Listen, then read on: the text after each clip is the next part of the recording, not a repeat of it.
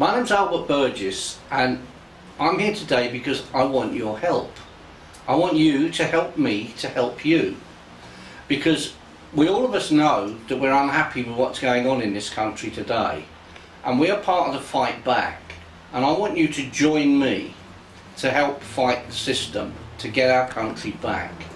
Now, what we're doing at the moment is we are in fact reporting Tony Blair for subverting the constitutional arrangements of Parliament with his 1999 House of Lords Act.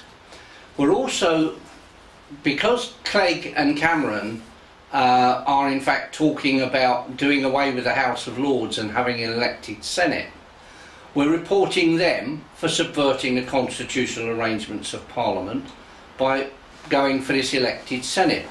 Now, this is the major crime at common law of sedition, and at this level of sedition, an act of high treason against the Constitution and people of this country. Now, what are the constitutional arrangements for Parliament? Well, they're quite simple. Our forefathers, who suffered despotic government, set up a system which had built-in checks and balances. The checks and balances were there to protect us. The House of Commons originate law. It's then passed to the House of Lords, who scrutinise that law to see whether it is in our best interest that it should be on the statute books. They have the power to amend the law, to reject it, or to accept it. If they accept it, it then goes with their certificate to the House, to the Sovereign, and the Sovereign will then, depending upon whether in their opinion it is in the best interest of the subject and the kingdom, whether or not it will get the royal assent or not.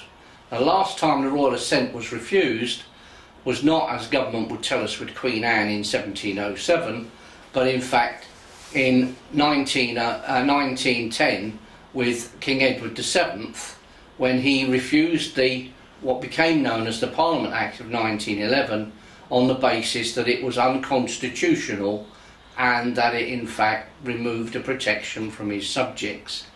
It was unconstitutional because it was designed to limit the ability of the power of the House of Lords to actually refuse a bill. They can amend a bill, but they can't refuse it. They can only hold it up for a limited period of time. That's illegal. Now, let's go back again. Tony Blair, with his 1999 House of Lords Act, wanted to throw out all of the hereditary peers. Well, he can't do that, because Parliament is so old, a lot of its laws are common law.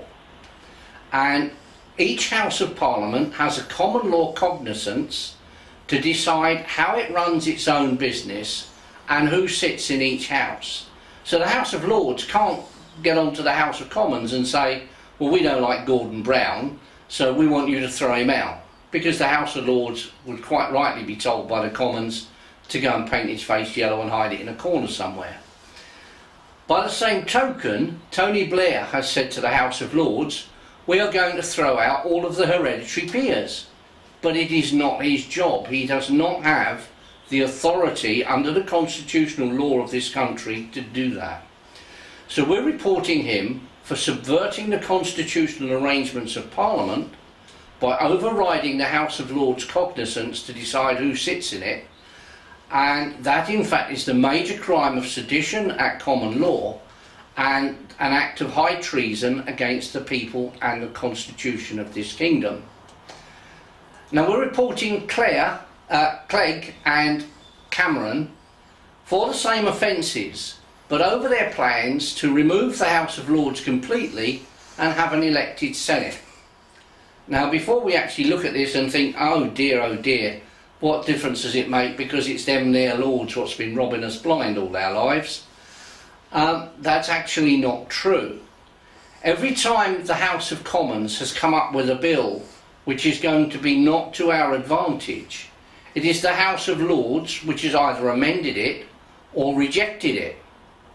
Initially, but in 1909, when Asquith put up a budget which was going to cost the working man an awful lot more than he could afford in the tax to substantiate the arrangements for the budget, it was the House of Lords who, believing they couldn't amend that bill, decided to reject it, and that was a direct lead in to the Parliament Act, which stopped them having the power to reject a bill.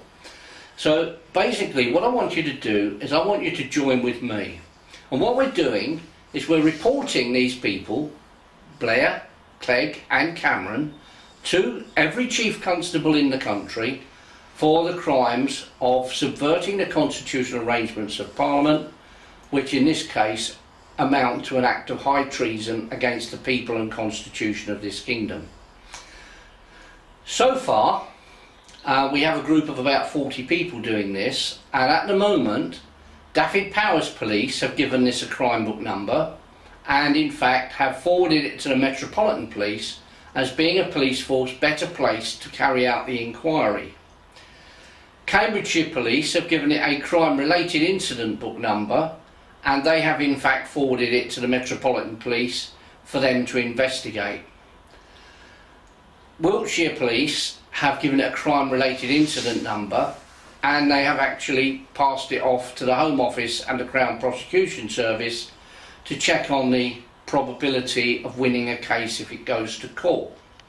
Now, what we want is we want you to join with us, because I've said from day one when I started reporting treason in the first place that this is a numbers game. If I go in and report treason on my own, the police will laugh. But if thousands of us go in and report treason, then they can't laugh anymore. They have to deal with it because the public are pressuring them to deal with it. Now this is all done from the comfort of your own home. You will, if you join me, get sent an email which will contain all of the email addresses of every Chief Constable in the country. You will also be sent an email giving the addresses of every police federation in the country, because one of the things that we have done is we have offered our support to the police federations in order that we can stop this privatisation. Now we have reported David Cameron to Ely Police Station in Cambridgeshire for the major crime of misconduct in public office at common law, which carries a maximum sentence of life imprisonment, for his plans to privatise the best police service in the world. Now, what we will supply you with is all of the necessary information to make all of the reports. That is, what the crimes are, and we will explain it to you quite simply, what the law is on those crimes, and that will be explained quite simply, and then you would forward those off to the various Chief Constables on your list, and when they reply, if you get a reply, you send it on to me. I will write the reply for you, send it back to you, you then send it back to your Chief Constable.